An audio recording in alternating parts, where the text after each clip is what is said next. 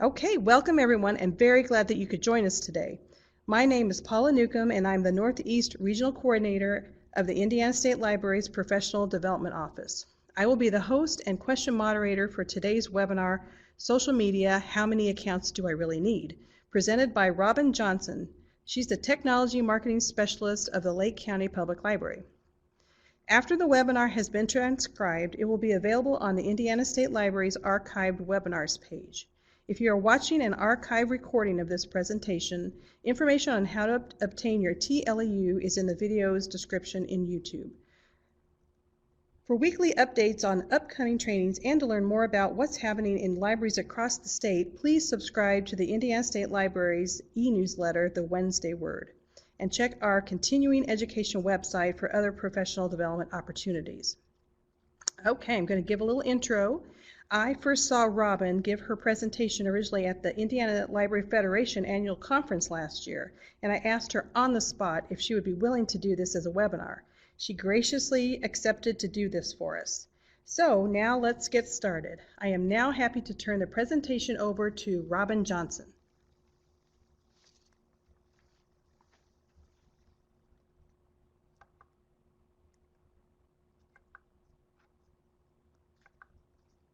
Okay, thanks everyone for coming in. Let me just get this set up here. Okay. Thank you all for coming.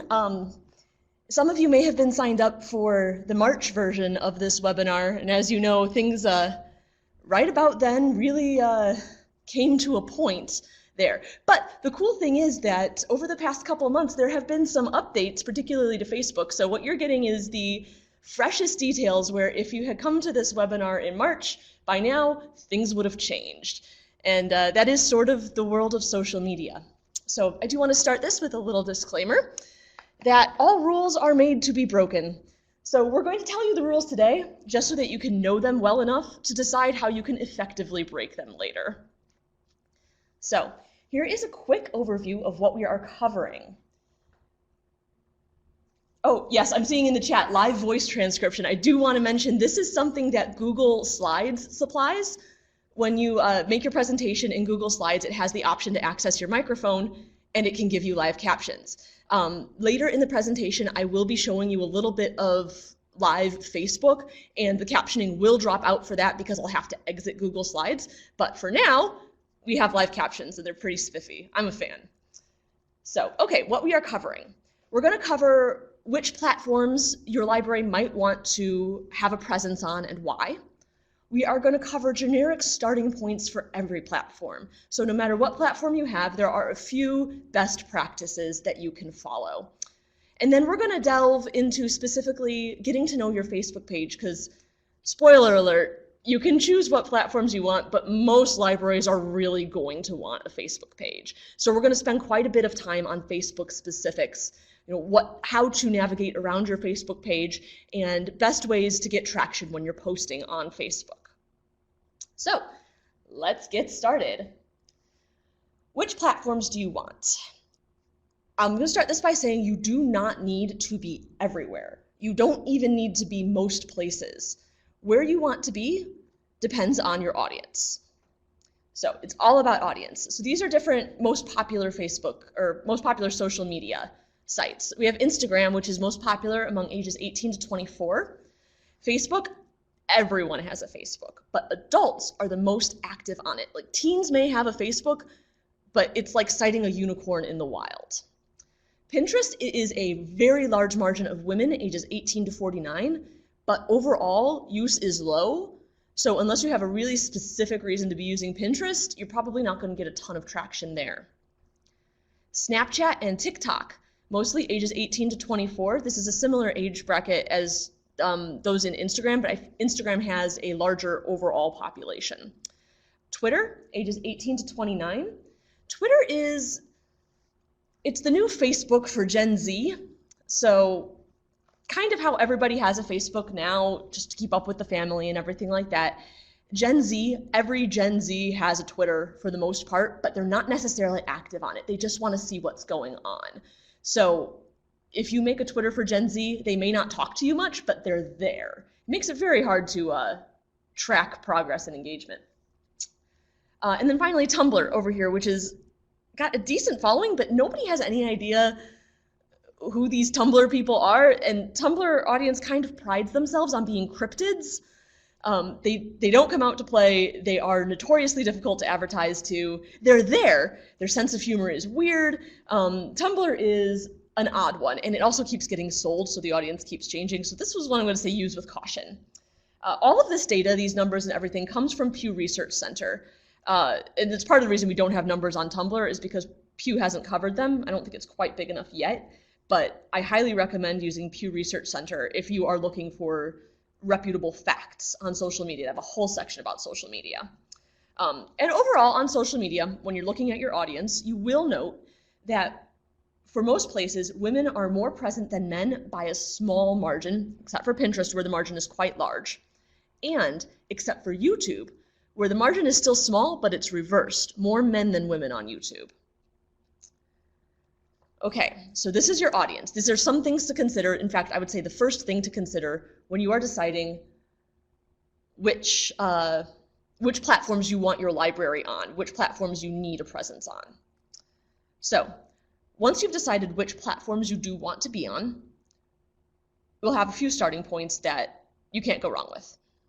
So your first and most important, in fact, this is everything that you need, have a plan. You need a specific plan going forward when you begin your social media adventure. Now this slide will come back, so don't fret if you haven't had a chance to read the whole thing. But the first part of the plan is you need to set specific goals. Let's talk about that. What is a goal? So goals, good examples of goals are increased awareness, your improved communication with customers through comments, direct messages, even just likes and shares, improved credibility if you want to enhance your presence out there. So for example, if you feel like maybe people only talk to you in person or over the phone and you want to expand your reach so that more people think of the library first when they have a question, that's improved credibility. Or higher circulation, or for people who are running shops or anything, that would be higher sales. Examples of goals are not just having a Facebook page. Having a social media page is not an end, it's a means to an end. Getting a certain number of likes on your page is not, you have to ask yourself why.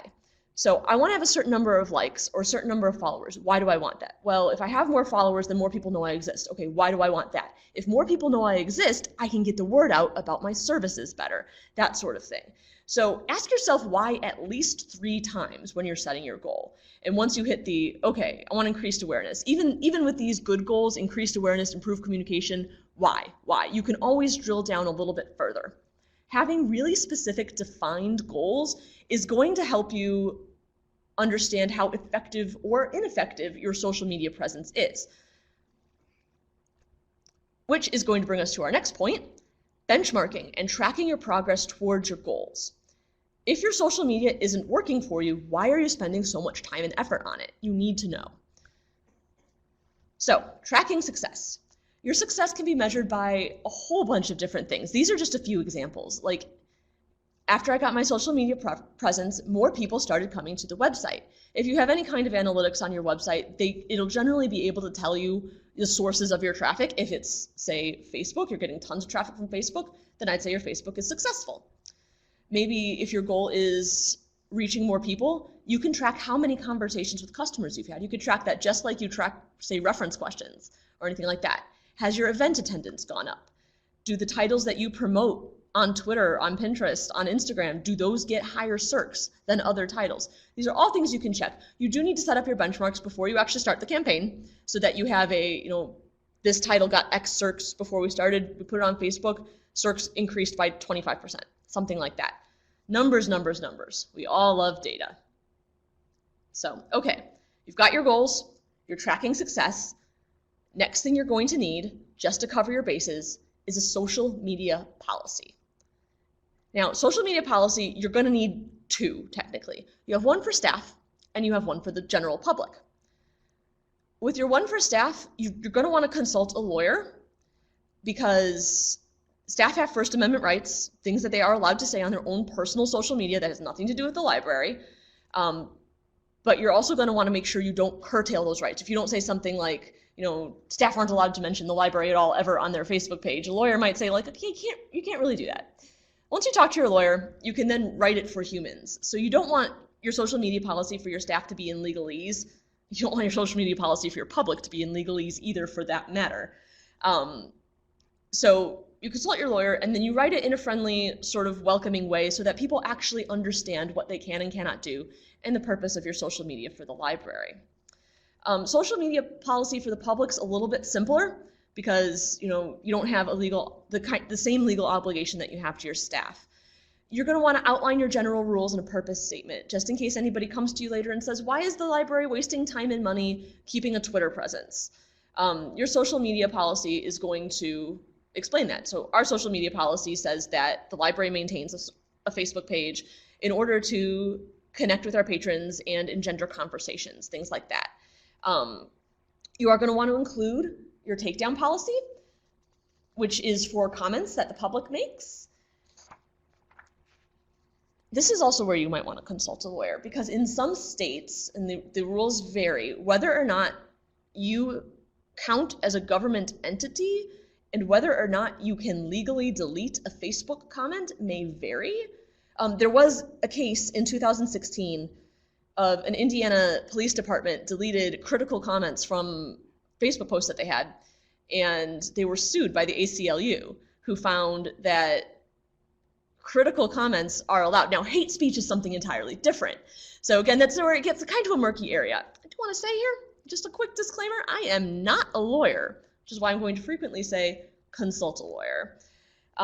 So offensive comments are not the same as critical comments. You want to be clear in your takedown policy to give yourself just slightly more of a buffer there in case anybody comes after you for removing hate speech, which they will if it has to happen. It's right here in our social media policy. It was publicly posted somewhere accessible where everybody can read it. You knew going in what the rules were and you broke the rules. That gives you a pretty firm stance if you need to defend yourself. So that is kind of the nitty-gritty of social media policy. Do you want to have one mainly to protect yourself? So once you've got your goals, you are benchmarking and tracking those goals, you've got your social media policy, you are ready to go onto those platforms and start posting. Keep your brand consistent across each platform. Use the same profile picture. These are our profile pictures on Facebook, Twitter, Tumblr. The third one over there is Instagram. Same profile picture in each one. Your cover photo may change because people want different things on different social media platforms when it comes to cover photo. Gosh, I'm sorry, my captions are being blocked here by my bar. Let me go back to full screen.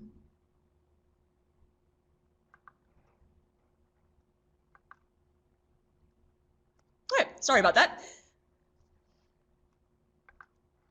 So, profile pictures, same across every social media platform, and always, always fill in your about section so that people know who they are talking to when they talk to your library. So for example, we are Lake County Public Library. Every state in the nation, it seems like, has a Lake County, and a lot of them have Lake County Public Libraries. So by filling out our about section, we always mention that we are the Lake County Public Library in Indiana. It doesn't always stop people from Colorado from messaging us, or from Florida. I think we got one from Oregon once. But be as upfront as you can. This is the library. Here's who we serve. Here's where we're located. An address helps. If you have many branches, just an address for your admin center, or at least put, say, the state and county that you're in. All of this is just to make sure that people know who they are and they're not talking to an imposter. The other way to, if you're the type of library that has a problem with people making imposter accounts, make sure you have your social media links in the footer of your website. That's the first place that anybody is going to go to make sure they're talking to the correct library, is they're going to check your website first. And if your website links specifically to your social media accounts, they're going to know they have the right one. So branding is very important on social media. And then finally, you're going to want to decide for each platform, do you want one account? Do you want multiple accounts? So for example, on Twitter, Do you want just one account for the whole library system, or do you want each branch to have its own account? That is something that you'll need to decide as a library. You'll know in your heart what you want, or you'll know what your departments are demanding of you.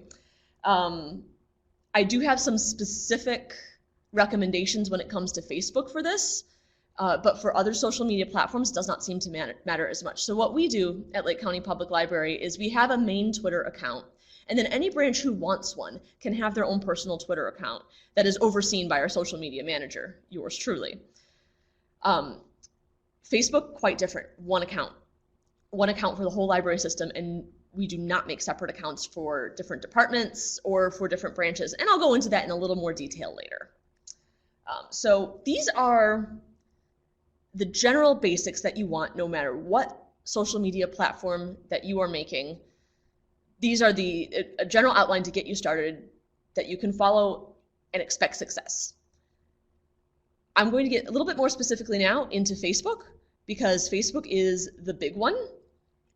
I did see in the chat earlier somebody said, well, gosh, I don't have a Facebook page, and I'm glad you said that, because that reminded me, I did want to say, so almost everybody has a Facebook page these days. However, in speaking to the younger crowd more and more, I have heard people say, well, Facebook, I don't go on there anymore. I'm kind of pulling away from Facebook. I don't feel too comfortable with Facebook. It's happening, but it's happening slowly. Facebook is still the juggernaut for brands and businesses. And even if you don't have a Facebook page, you can still look at a library's Facebook page. I mean, you could make it private if you want to, but I don't recommend doing that. So Facebook's a big one, and you're going to need to know how to use it. So the first thing I want to look at is business pages versus personal pages. One of the things that comes up when I give this presentation frequently is that a business is not sure if they have a business page or a personal page. Here's a real easy way to check. Just look at your page, and if your profile picture is in the center, like Neil Gaiman's over there, that's a personal page. If your profile picture is off to the side underneath your cover photo, that's a business page. Really simple to tell. You definitely want a business page. The business page gives you access to all sorts of insights, statistics that you're going to need to benchmark your goals, like we talked about earlier. Your personal page doesn't give you access to any of that. And if Facebook discovers that you are a brand or a business using a personal page, they will first penalize you, and then second, transfer you over to a business page without asking you first. Better to just start with a business page. Really no point to having a personal page if you are a business. So once you're sure you have a business page, you'll be able to look behind the scenes at how well your posts are doing. For a business page, there are only two ways for people to see your posts. Their newsfeed, which is what you see when you first log on to Facebook, and it's just all the stuff that's happened. If you log on to Facebook first thing in the morning, here's everything that was overnight. It's not in chronological order. It is determined by Facebook's algorithm. They kind of just choose what they think you want to see. Sometimes it's accurate, sometimes it's not. They take a look at what your friends have liked, and they give those extra points in the algorithm, that sort of thing. So that's the newsfeed. It's what people have shared. It's what people have liked. It's things that Facebook has picked out. And then there's your page. People can navigate directly to your page and see everything you've posted. These are the two ways. Most people are going to get their Facebook posts from their newsfeed. It's just the most convenient way for them. They're not going to think, oh, I should go to the library's Facebook page, except for your hardcore fans, who we love. We do have people who come to our Facebook page every day to check and see what we're doing. It's fantastic. Warms my heart. Most people are not going to do that. You're going to get your highest reach from the newsfeed, which means you need to crack Facebook's algorithm and make your posts appealing. Facebook's algorithm, the main thing that they do, the reason they have this algorithm is not so that they can give relevant posts to Facebook users, it's so they can make money. Facebook exists to make its shareholders money, like any other business. So Facebook's algorithm will throttle posts because they want businesses to pay for advertising or to pay to boost posts. So they will artificially throttle. Last time I checked, it was a bit under 5% for us. So 5% of our followers. You make a Facebook post, it goes out in public, and as soon as it hits 5% of your followers, Facebook starts pulling it back. So you don't really get that organic reach anymore. Facebook will artificially stop the post and say, hey, do you want to boost this? You know, give us a little bit of money and maybe it's business. That's how it goes. But that means the more fans you have, the more people will organically see your post, because 5% of 5,000 people is much higher than 5% of 100 people. This is why I always tell people not to make more than one Facebook page for your library. If every single branch has a Facebook page, people are going to follow the Facebook page of their specific branch. So if you have 10 branches, instead of getting 1,000 followers all into one system page, you have 100 at each separate branch page. And then 5% of your 100 is going to be much lower than 5% of your 1,000. So if you have one Facebook page for the whole system, you're able to reach a higher critical mass of followers, which means that you're going to be able to reach more people before you have to start spending money on Facebook ads. And I do want to clarify, you do not have to ever spend money on Facebook ads. The more dedicated followers you have, the further you can get. And of course, there's people who can always come to your page and do not have to rely on the algorithm. And if you happen to get a really popular post that people begin sharing like crazy, it will break the throttle. So sharing is really a goal that you want to hit there, because if people share their posts or if they tag their friends in posts, Facebook can't really pull that back without the patrons noticing. And they don't really want. Facebook needs to walk that line between useful to its users and making money for its advertisers. So sharing, tags in your comments, these are all going to get you past that Facebook algorithm if you need it. And if you have to, the boost option and the advertising options are always there. So that's Facebook behind the scenes. That's how Facebook works, in case you didn't know. A little bit of housekeeping, small details about your Facebook pages. I highly recommend setting up Business Manager. So once you have a business page for Facebook, it does give you access to, your analytics, your statistics, your details. But if you go to business.facebook.com and log in as a person who's managing your page, it will allow you to set up Business Manager, which gives you exponentially greater details on how people are using and interacting with your Facebook page. It also gives you the ability to add other staff members to help manage your page. There's so much you can do with Business Manager. I would never recommend trying to manage a Facebook page without using Business Manager. There are also several admin tabs that you can explore. I am going to pop out of my presentation real quick for a moment so you can see kind of a live example of a Facebook business page. So here is the Lake County Public Library Facebook page. As you can see, we've got a little bit of activity going on because I haven't gone in this morning and cleared everything. But here's your admin tabs at the top. You can look at your page. You can see your inbox where people have messaged you or left you comments, any events that you've planned coming up. Creator Studio is where you're going to create your posts and schedule them. That sort of thing. It is also where you can see drafts of your posts, insights for each post, how they're doing. Actually, maybe we can just pop into Creator Studio real quick so you can see what I mean. Here's the Creator Studio. You have everything in your left-hand menu here. Your content library shows you all of the posts that you have published in the past, all of your posts that you have coming up, different types of posts, if you've set posts to expire. There's tons of details. Your insights are those statistics that I have been talking about. Facebook puts a lot of emphasis on video, but you can get a general overview as well for everything that's going on.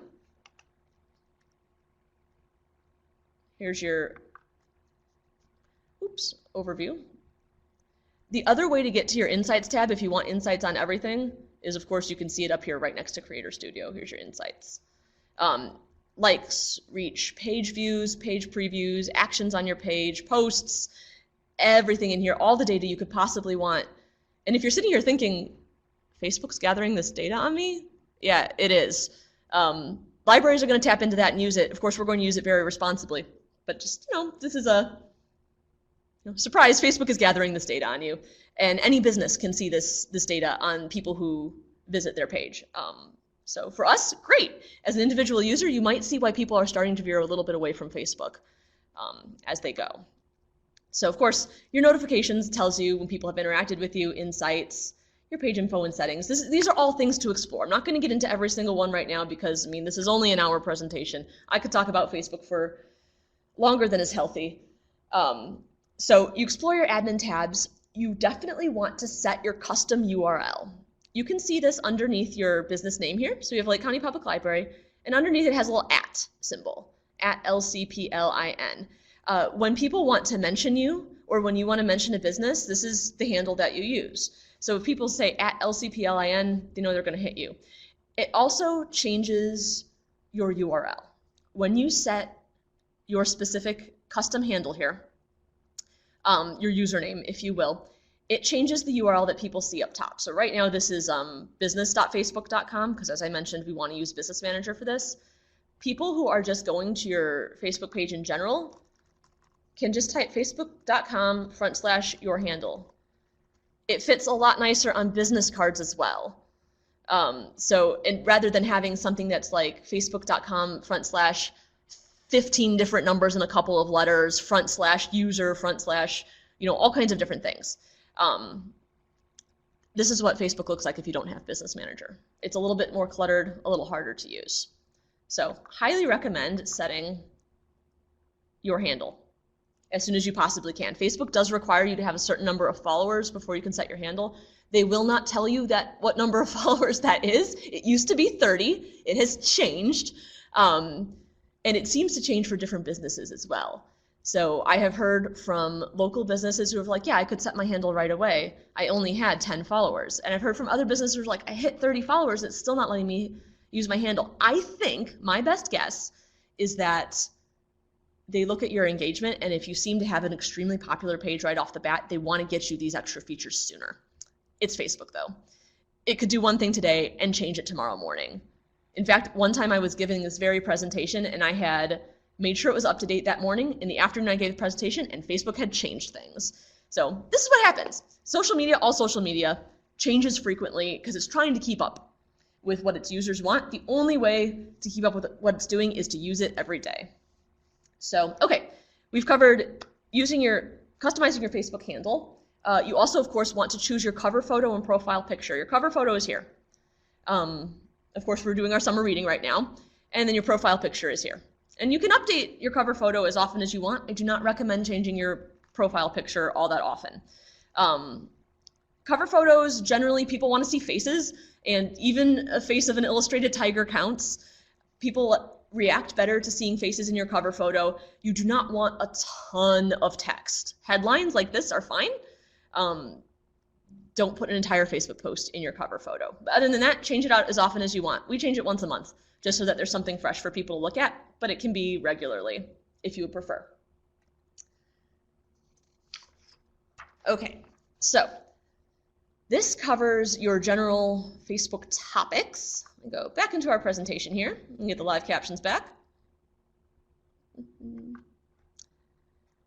So that's how to manage your Facebook page in general.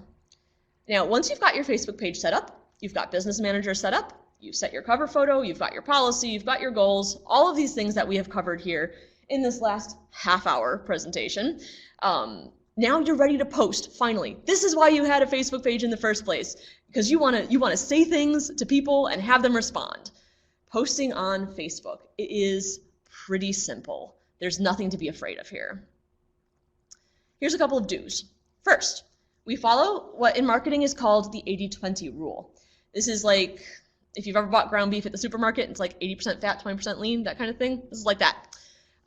So the 80-20 rule means you want 80% of your posts to be for your followers and not asking them to do anything.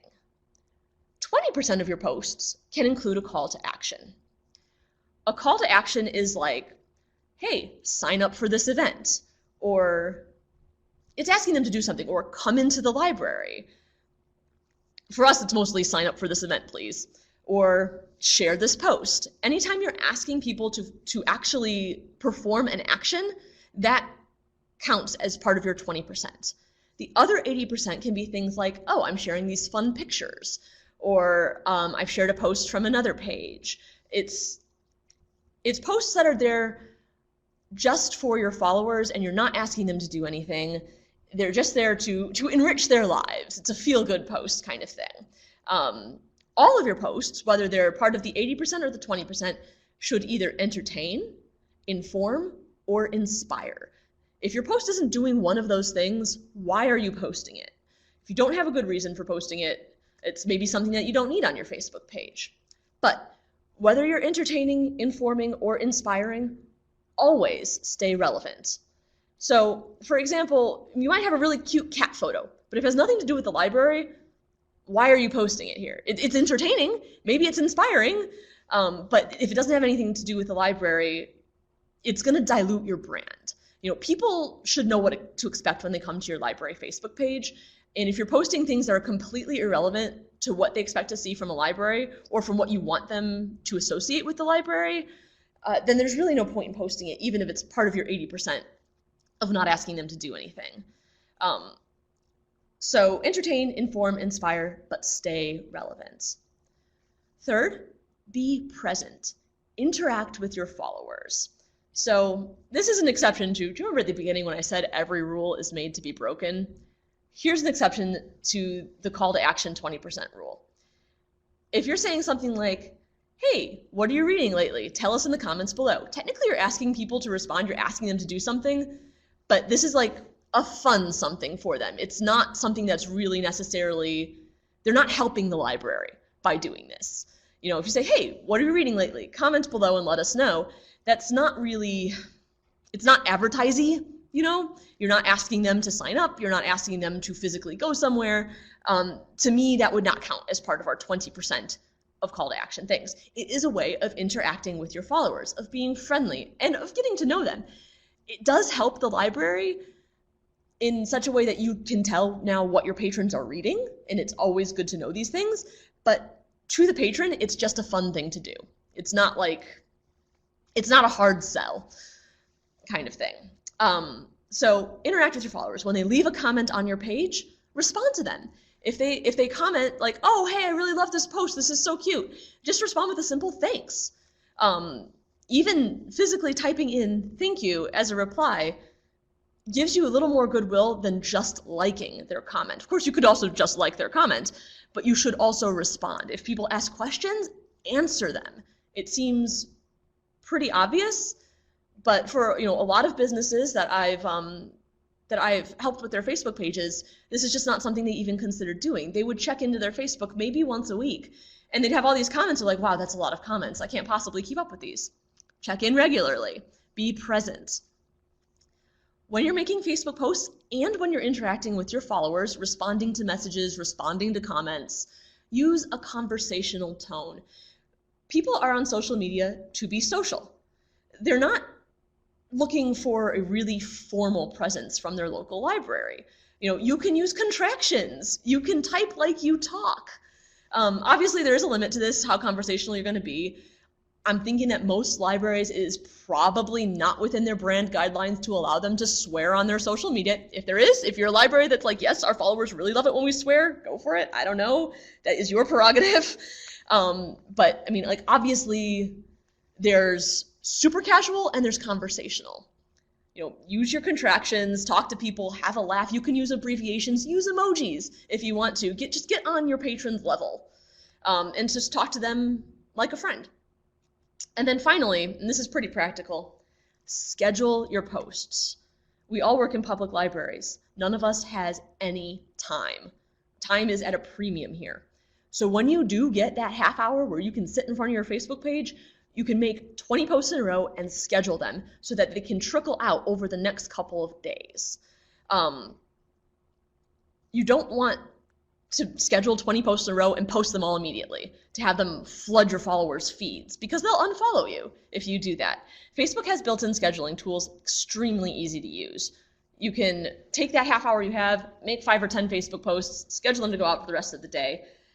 If you check your insights, you'll be able to tell what time of day your followers are online as well. So you could say, okay, 3 o'clock every day, that is when people are checking Facebook, that is when our followers are online, I'm gonna schedule posts to go at 3 o'clock every day. Or you can scatter them around. Totally up to you.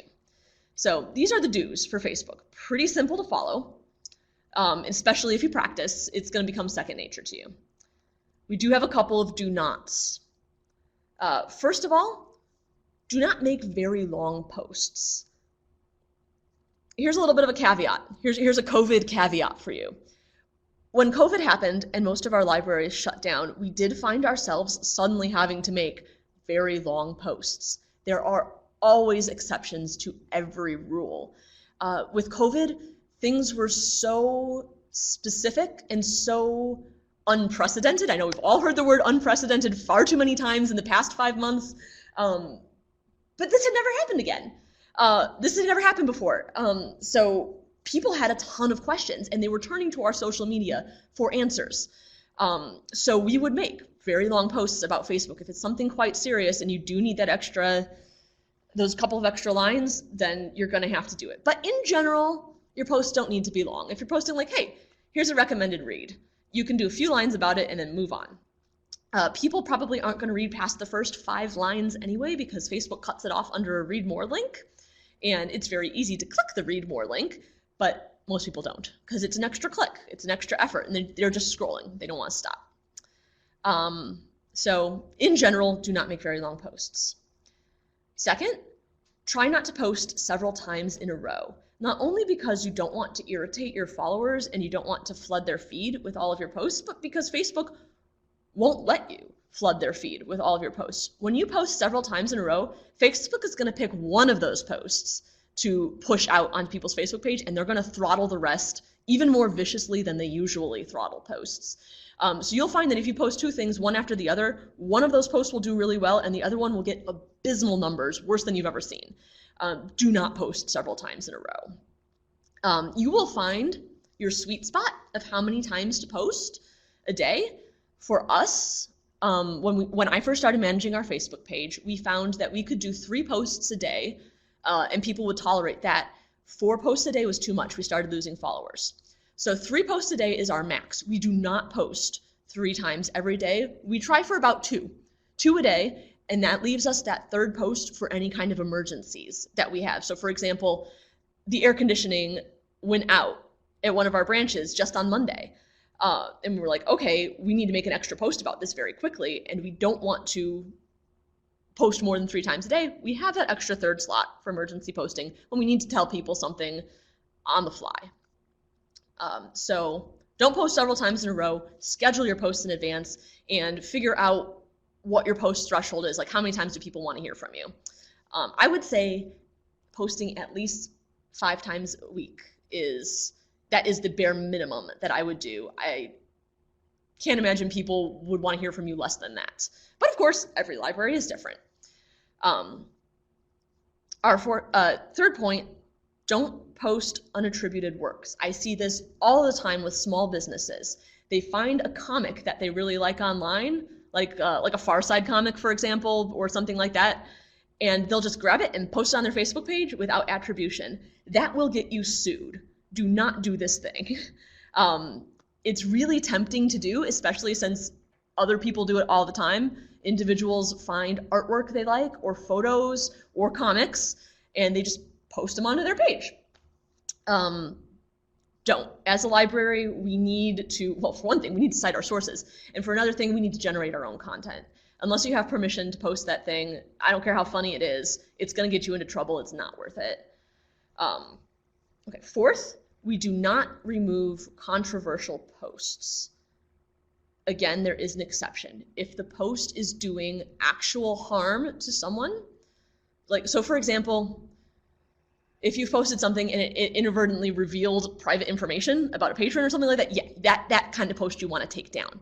But if there's a controversial post, for example, you post maybe a book that not everybody agrees you should have in your collection, and it starts a debate in the comments that people are going back and forth about, and possibly this is a situation where you even have to start deleting comments because people are starting to make personal attacks on other people, it might be tempting to just remove the whole post because you don't want people fighting on your Facebook page.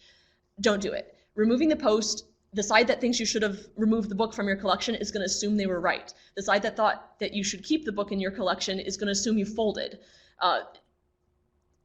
It's taking sides. Once you take a post down, you have sent a message. So controversial posts in general, leave them up. If you find that you've had to make an apology or that the post was controversial because of incorrect information, you can edit the post. Make it very clear that you are making an edit. We usually put edit in caps, EDIT, all caps at the top that says this post has been edited to say, you know, because we were incorrect about this information and you need to know that this is the correct information. Or this post has been edited because we put the wrong time for the program in the picture. So the program's really at 2, we said it was at 3, that kind of thing. Be very clear whenever you're editing a Facebook post because the internet never forgets. And the second there is a whiff of controversy around your post, someone has taken a screenshot. So don't think you can just slide in and edit a post real quick because no one will notice. Not a good plan. And then finally, and this is after talking about unattributed works and controversial posts, this is a very minor thing. When you make a link post, Facebook makes you a really nice link preview. After Facebook has made you the link preview, you can remove the URL from the link post. Let me kind of give you an example of how that looks because it's hard to describe. So if I were making a post here and I wanted to share a link to, say, for example, my library's homepage, and I put that link in there, Facebook will immediately fetch preview to the homepage, and you can pick what pictures that you want on there and everything like that. Once it's got that preview set up, you do not need this URL there anymore. And you can replace it with any kind of text that you want to make. The reason I say this is because most URLs that you'll be sharing are just ugly. Like, it's not always going to be a real nice, pretty URL. Just take it out to clean up the post. So that is a, let me delete this post so I don't actually accidentally post it anywhere. Delete that, we don't need it.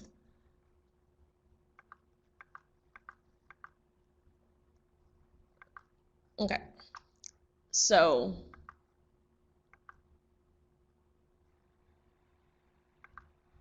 just pop the URL right out of your link post.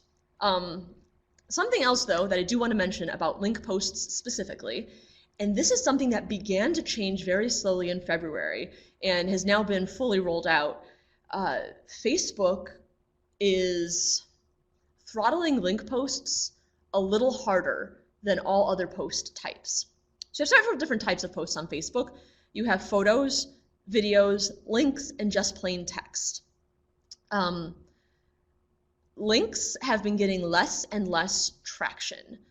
But there are times when you do need to share a link. There are times when you just want to make a link post because, be honest, you need filler, you know, something like that. So you just pop it up and it's easy, and Facebook has put up a really attractive little preview and you move on. Fine. Don't expect that post to get a ton of notes, but sometimes you just need something that you need to post. And sometimes it just needs to be the link preview. There are a few examples of that. However, if it does not need that specific Facebook preview on there, if you can, I would say create a graphic for your link post and post it that way. And in that case, leave the link in the body of the post. So normally, okay, so you post a link and Facebook grabs the preview and then you type your post content and you're done. In this case, post your graphic, then include the link in the body of the text. Facebook will not include a preview if you've already got a graphic on the post. And you can leave the link URL, which you may need to like bit.ly shorten if it's really long, ugly URL. Leave that in the post for people to click on, and Facebook will not register this as a link post, and it won't give it that that ding to its spread that it would normally give a link post. So whenever possible, avoid using the Facebook link preview feature. If you do have to use it, delete the URL afterwards. If you're not using it, leave the URL in. That is my recommendation for you, because photo posts are going to get a lot more traction than link posts. And you can just take the graphic that you would have put in the link preview and just post it as your photo instead, if you prefer.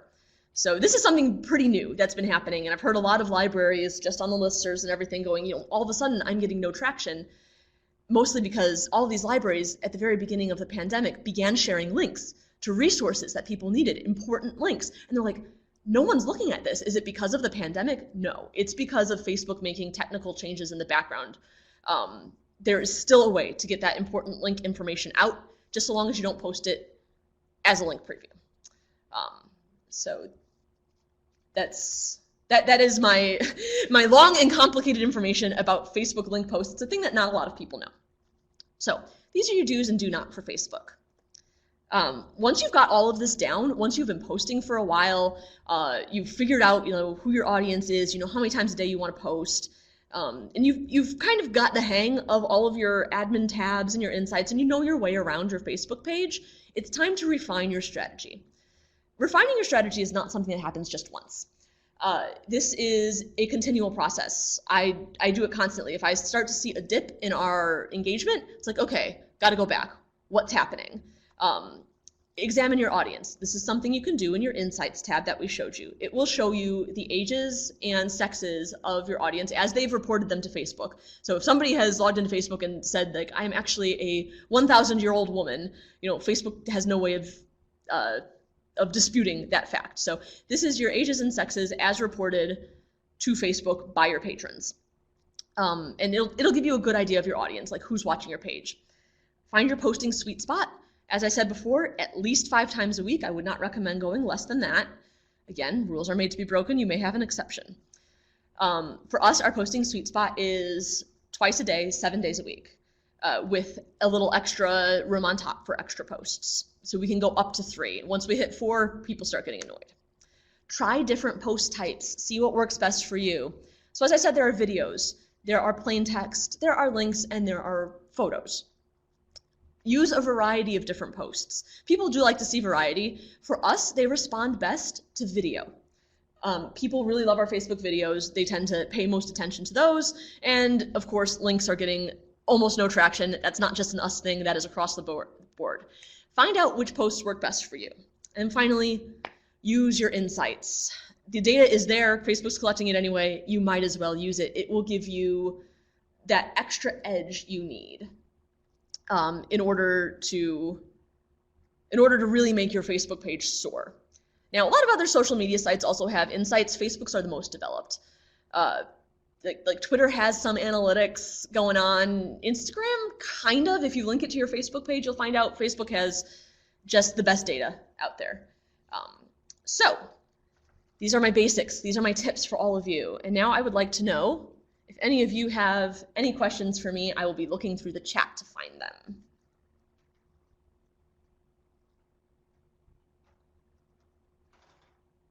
Okay, Lola, it looks like your question was answered, including adding a link to your website or event calendar. Yes, those links will be throttled, just like any other link. I recommend using a graphic instead and just leaving the link in the body.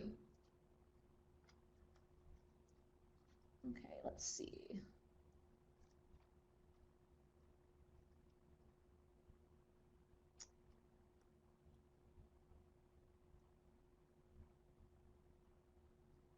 Susan says that we found if we use more than one photo, it doesn't share as well. Only the link will share and not any text we have with it.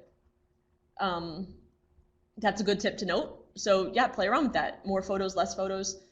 Especially if we do share a link preview and you saw that it could have that carousel of many photos, I always cut it down to just one, like a hero image on there if you're sharing a link preview.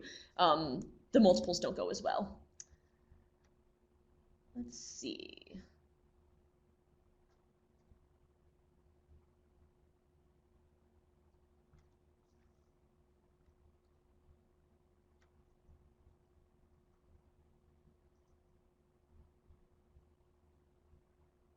A lot of you are making really great points in the chat.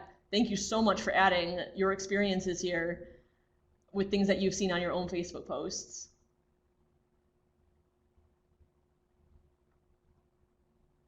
Yes, staying out of political conversations, highly recommend. We do not take sides. And even when, so for example, my library, we always post our book displays and book recommendations for Pride Month, for LGBT Pride Month. And we usually get some people on there saying, I really disagree with this. Like, that's fine. You can absolutely disagree with that. It's it's what we would call a critical post. It's not offensive. We leave it up there, and yes, let people argue it out themselves in the comments. That's not something that you need to put yourself in the middle of necessarily.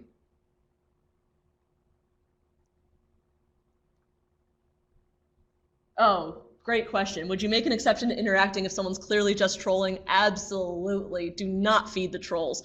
If it's obvious that they're trolling, you can just ignore them.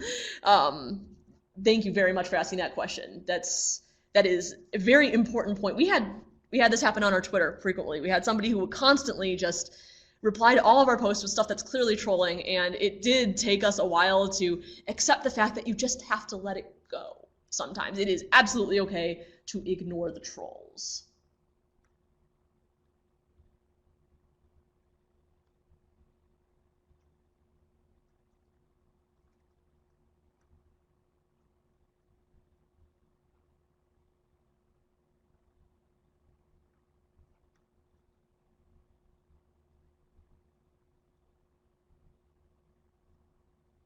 Okay, scrolling up.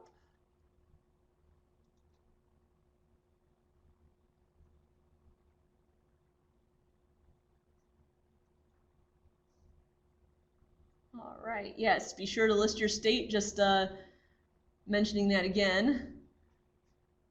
So, okay, at the bottom.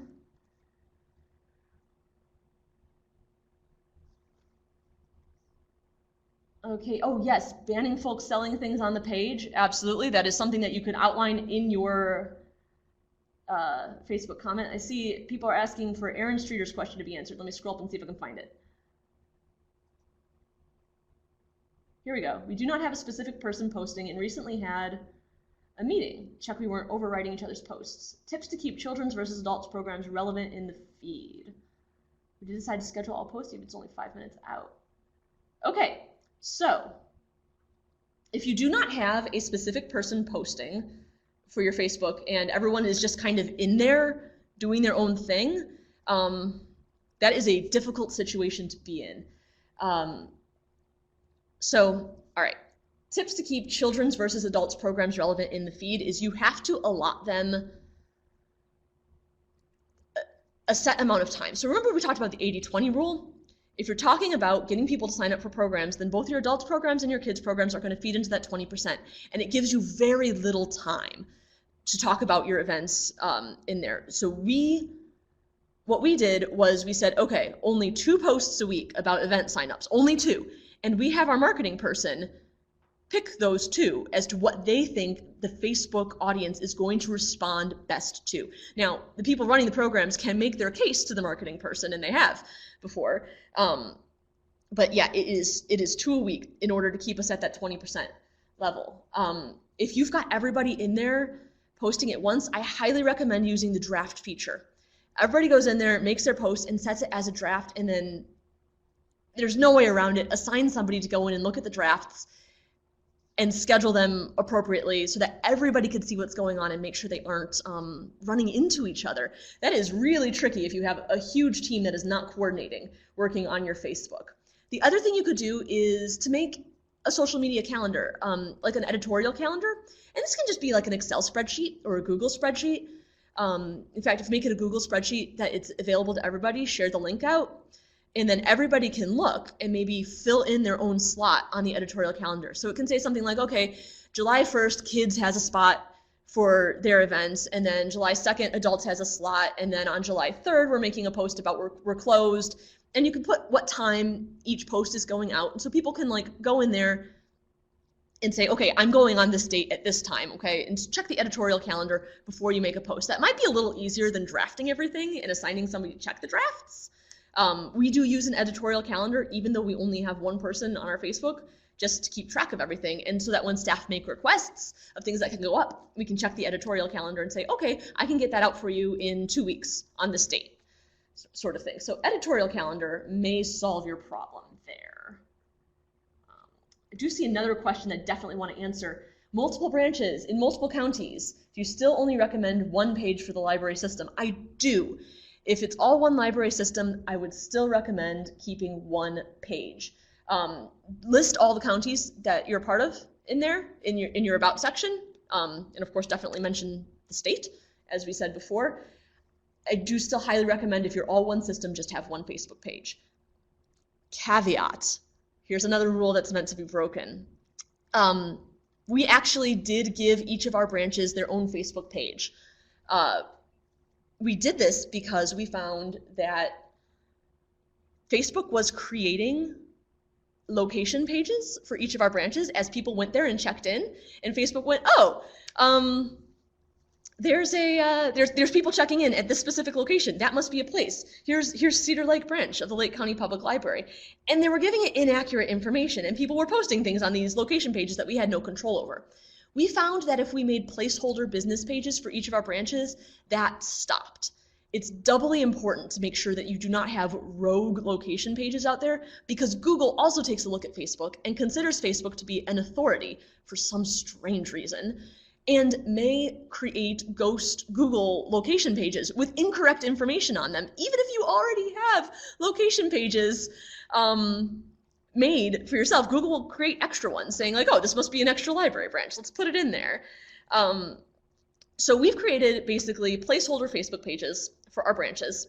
So for example, Cedar Lake branch has its own Facebook page, and we never update it, and it's not allowed to receive messages, and no one is allowed to post to it, and the only post on that page says, hey, you found the Cedar Lake branch of the Lake County Public Library. For library updates, go to our main Facebook page. The cover photo says the same thing.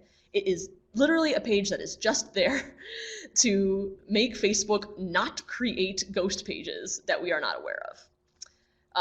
So yes, create branch pages. Do not post to them, like do not make them any kind of optimized page. That is the exception to the rule of when should we create more than one Facebook page. So, okay, I think that's all the time we have now. Thank you all so much for coming. Thank you for your wonderful questions, and thank you for your comments in the chat. I'm going to hand it back over to Paula.